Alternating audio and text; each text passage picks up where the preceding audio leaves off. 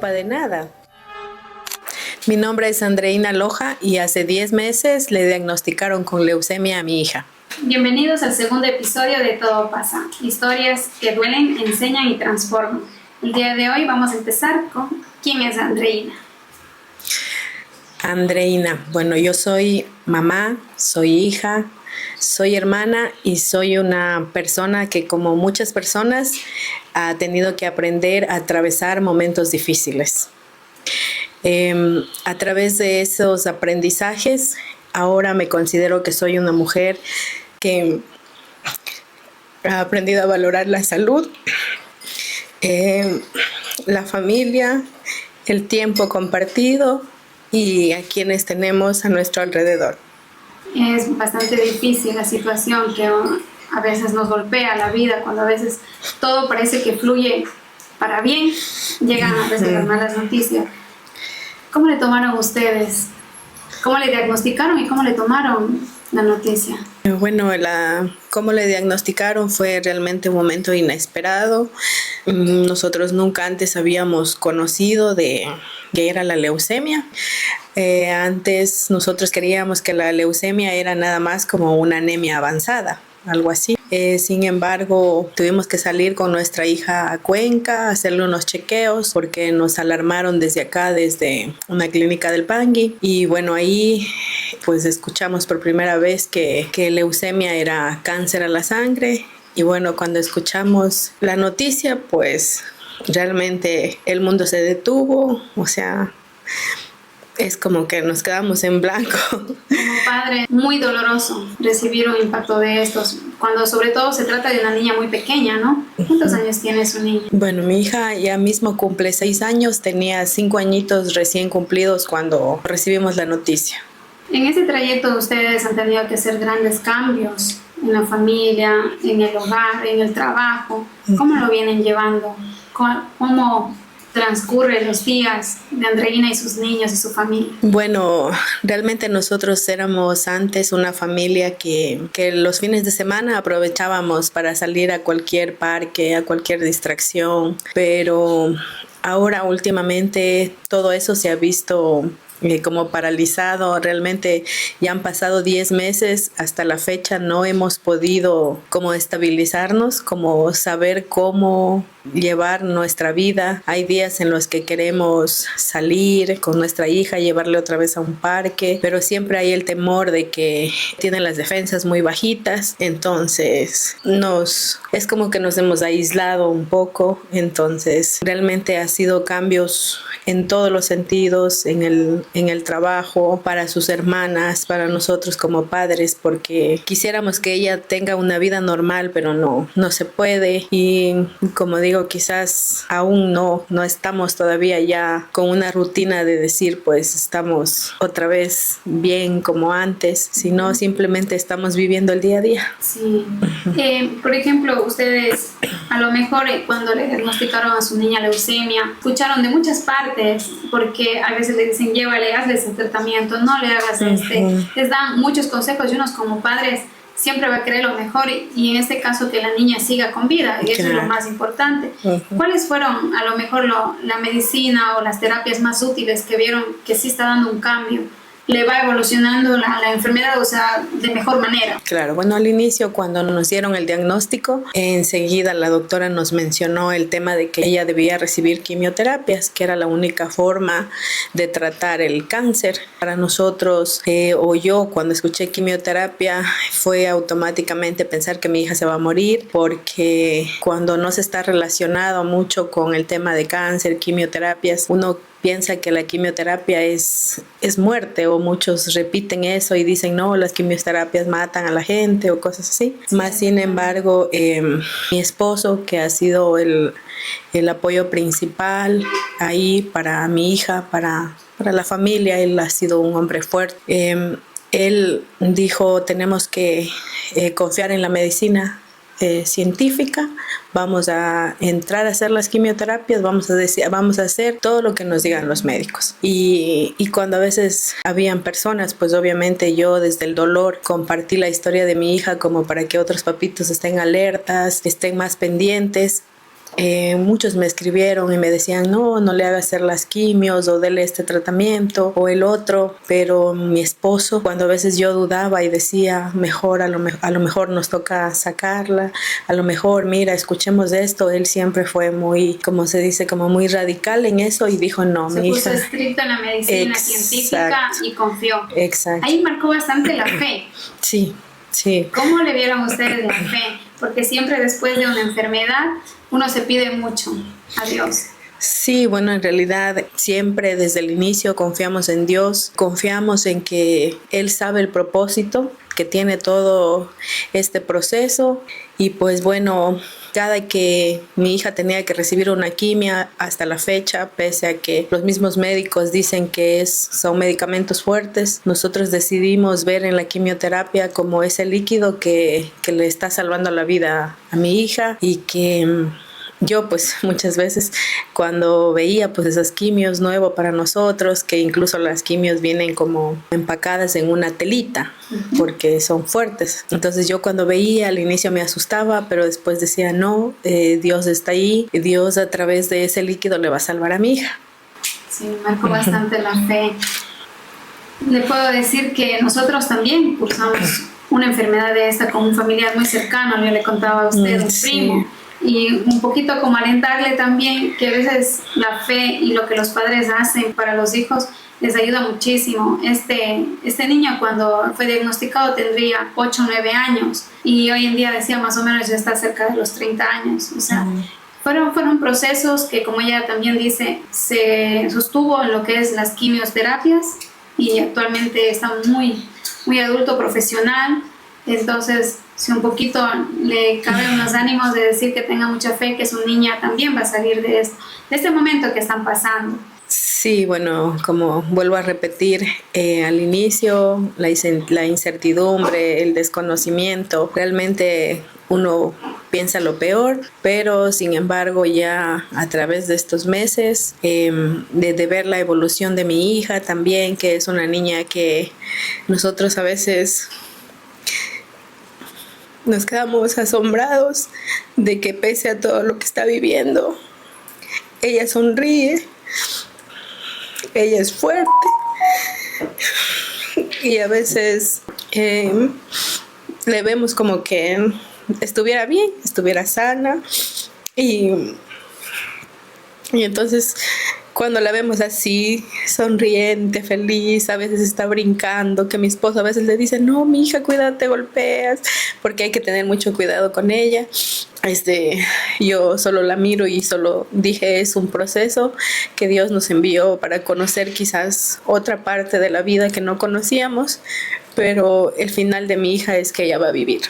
Ella va a vivir y como ella dice, yo, mami, cuando sea grande, yo voy a ser una doctora de Solca. Qué bonito, qué palabras, ¿no? Que sí. Con tan corta edad le motiva a usted y seguro le impulsa a seguir ahí al pie de la lucha con su niña. Una pequeña ángel, se puede decir. Sí.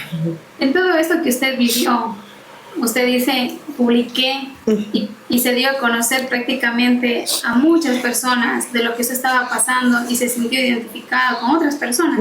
Esas les dieron mensajes de aliento, de fuerza. Ahora usted, por ejemplo, que ya lo está viviendo, ¿cómo llegaría con ese mensaje, con esa manera de llegar a las personas que recién están recibiendo esa noticia, como usted la recibió ese día? A lo mejor seguro está todavía en su mente esos momentos y así se marcará con otras personas, ¿no? ¿Cómo les puede decir a ellos que sigan adelante, que sean fuertes como usted lo está haciendo, como su niña lo está haciendo? Bueno, yo me miro, digamos, a mí y a mi esposo cuando recibimos la noticia, realmente deshechos en Cuenca, solos y con esa noticia que jamás lo hubiéramos esperado.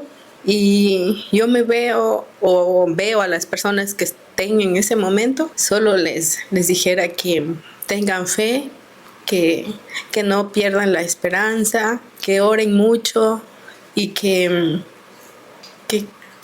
no, o sea, porque uno de momento, o sea, es como que se acaba la vida, o sea, es una depresión total, o sea, simplemente decirles que todo va a pasar, que confíen en Dios sobre todo, que le pidan, que no les reclamen, que solo le abracen mucho a sus hijitos. Y así como nosotros hacíamos con mi hija, que nos preguntaba, nos decía, mami, ¿por qué me hacen esto? Mami, ¿qué pasó? Nosotros solo le decíamos, tranquila, mija, tranquila, es solo unos exámenes, todo está bien.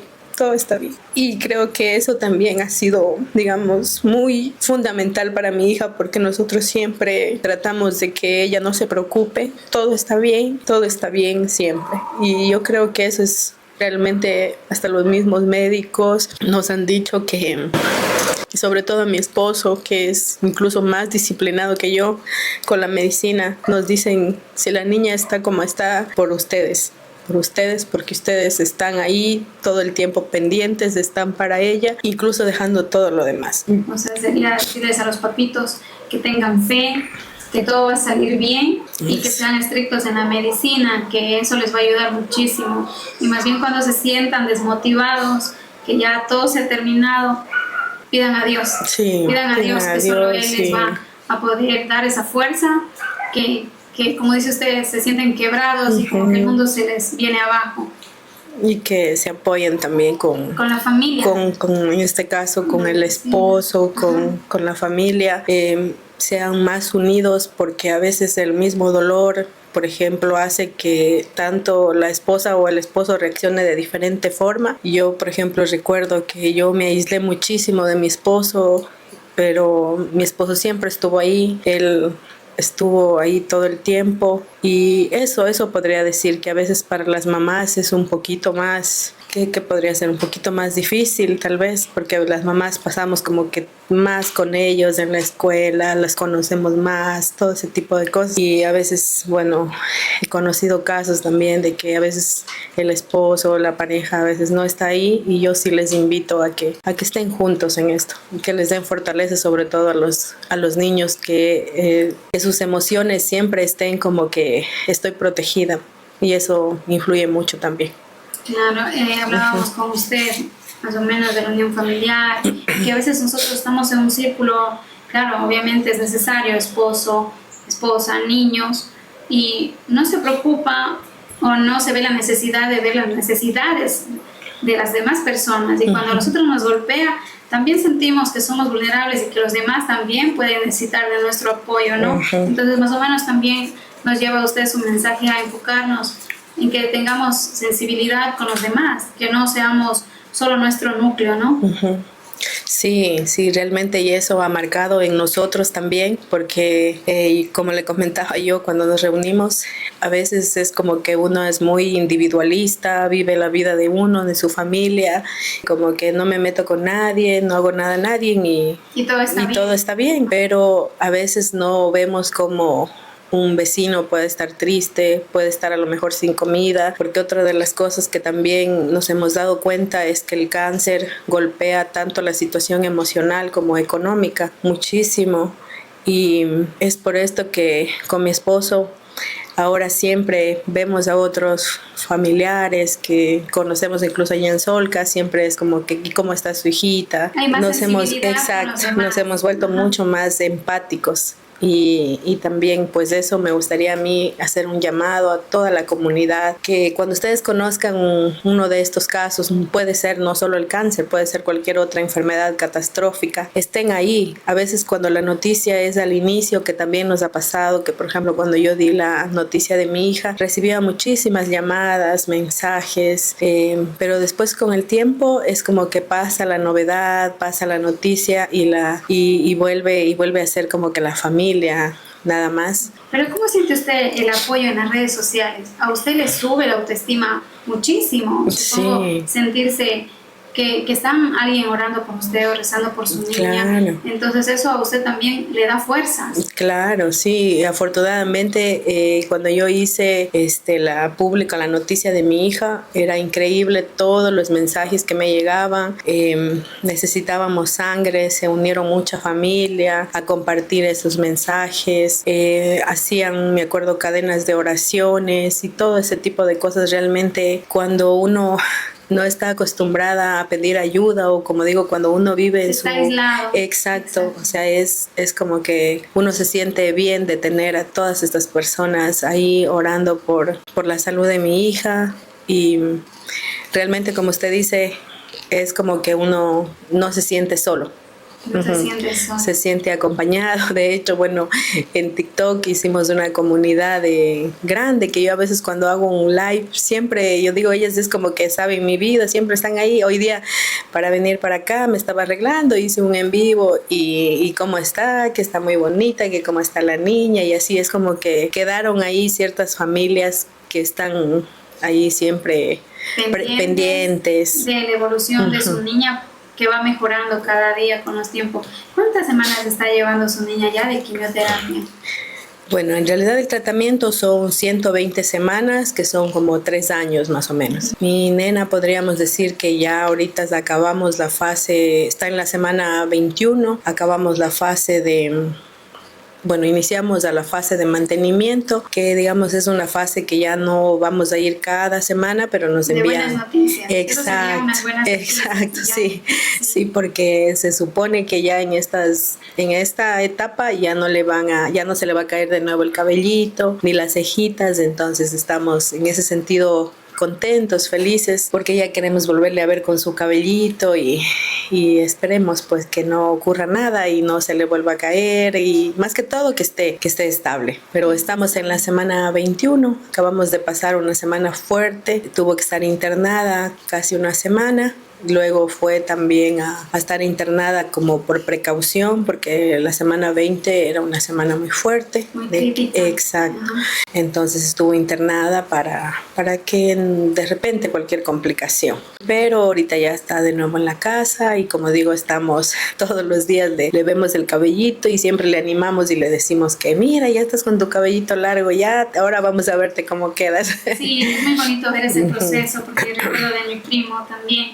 Y yo le comentaba en una forma, no sé por qué, pero no solo conozco de él, de algunas personas que pasaron este proceso de que se les cae todo el pelito, cuando les vuelven a hacer, ¿sabe que les vuelve así cuando les tienen el pelito de los primeros días que nacen muy suavitos, incluso como rizado, como en estilo... Sí, así le vemos ya que sí, está. Sí. Porque, no es solo el de las personas que he conocido que se han quedado sin cabello, les ha pasado. Entonces va a ser una niña mucho más guapa de lo que le conocí el otro día también en su casita. Muchísimas gracias.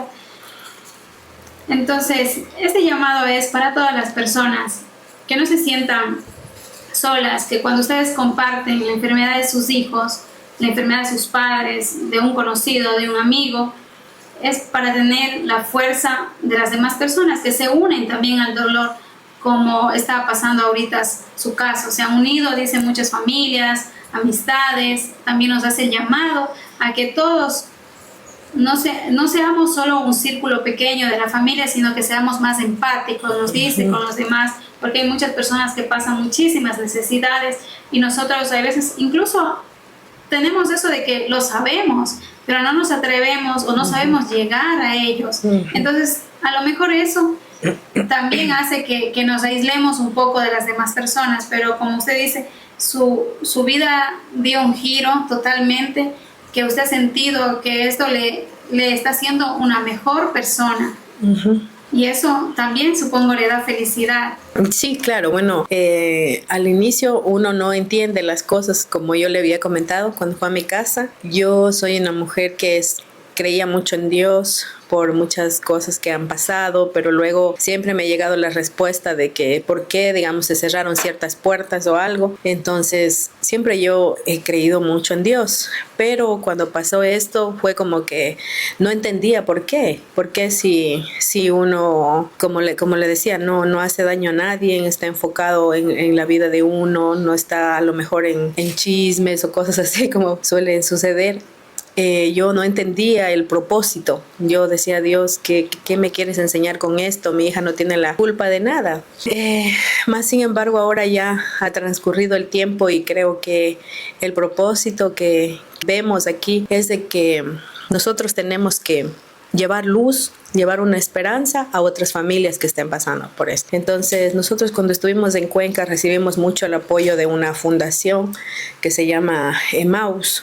¿ya? Esta fundación en Cuenca todas las semanas les repartía comida a las personas que pasaban por estos procesos. Entonces nosotros ahora tenemos más o menos esa idea de pedir ayuda a todos los emprendedores, a personas que sean de buen corazón y llevar esa ayuda, por lo menos comida, o sea, para que darles esa tranquilidad, esa paz a veces a estas personas. Como digo, el tema económico también a veces es muy crítico cuando se pasa estas enfermedades. Pues yo creo que ese es el propósito que hemos visto como familia, lo hemos conversado con mi esposo también y también otra de las cosas que hemos aprendido es a tratar de ser como más parte de la comunidad, como estar ahí con los vecinos. A compartir. Eso, eventos, a compartir. O incluso cuando uno se aísla, de verdad, yo he sentido de forma personal que a veces sí están esas personas que nos invitan, que, no sé, una comida o algo, y uno a veces se prefiere hacer otras cosas, honestamente, se prefiere hacer otras cosas, irse a otros lugares y decir, no, paso por alto, pero ahora que usted lo está viviendo, es seguro que alguien invita y usted va con esa felicidad de que fue tomado en cuenta, ¿no? Exacto, sobre todo con mi familia, por así decir. Por ejemplo, a veces mi familia mismo nos invitaban a un cumpleaños o cositas así. Festejos, eso, una comida o cosas así. Entonces uno es como que, espera, si tengo tiempo me voy porque estoy ocupado. Estoy trabajando. Exacto, estoy trabajando.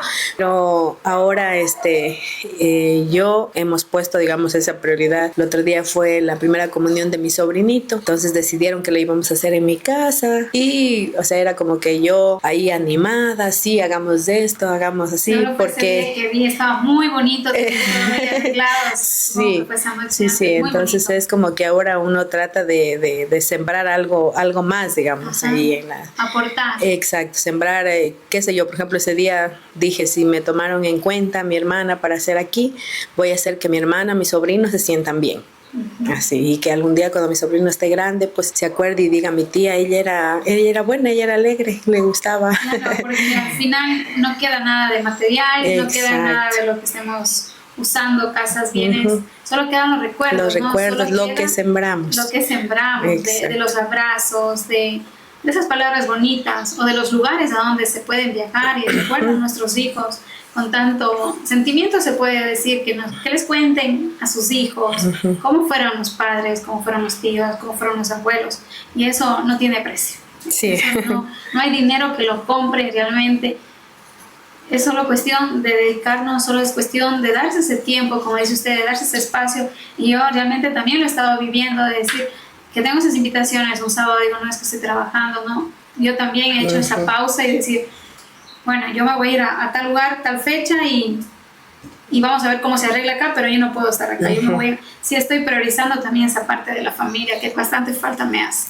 Sí, y no sé si usted, como dice, está priorizando esa parte, y es como que uno a la final cumplió con la familia o cumplió con tal evento que le invitaron y llega a usted como que con el corazón tranquilo, como que dice, me fui, estuve presente. Y sabe que se sienten bien, cuando uno se llega. Yo estuve a una invitación hace no mucho a un lugar y donde yo dije a mi tía, es raro que me haya invitado, o sea, como que, porque saben que uno siempre pasa ocupado. Y yo dejé las cosas, me fui, y ella con qué atención me recibió, y se sintió ese ambiente así, digo, mi tía me estaba esperando, como que vine, o sea, eso nos da felicidad realmente. Claro, es que a veces uno mismo cuando hace un pequeño evento invita con toda la alegría, con toda la ilusión, y a veces pues cuando no se va se sienten un poco tristes también. Hasta a uno mismo le ha pasado que se siente un poco triste, pero las relaciones también es parte de la felicidad que tiene el ser humano. Muchísimas gracias por contarnos esta hermosa historia, se puede decir ahora, porque lo está viviendo. Es difícil a lo mejor desahogarse, yo digo desahogarse, porque usted le tiene como un nudo en la garganta.